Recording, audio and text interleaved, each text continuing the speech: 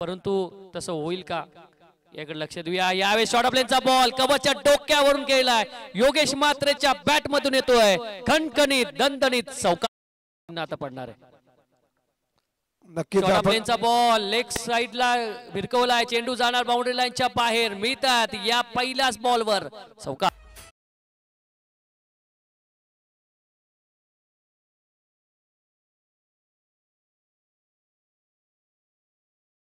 आणि त्याच्या विरुद्धात त्याला गोलंदाजी करायची।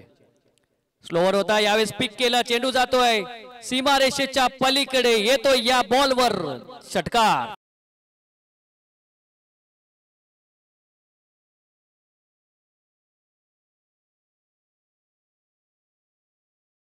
तसेच गीत ते लावणार। हवेत बॉल आहे, चेंडू जातोय बाउंड्री लाईनच्या बाहेर, अजून एक येतोय ब्रँडेड षटकार।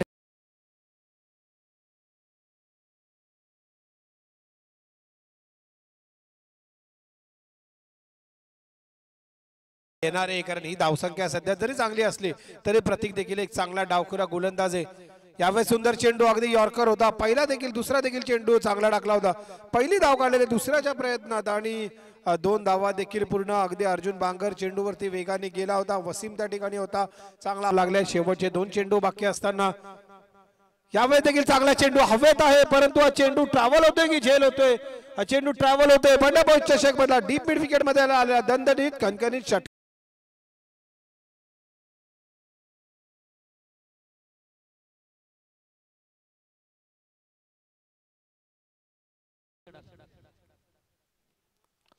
यावेळेस टायमिंग भरपूर होता, चेंडू जातोय सीमारेषेच्या पलीकडे, भरपूर लांब मारलेला हा षटकार आणि या षटकाराच्या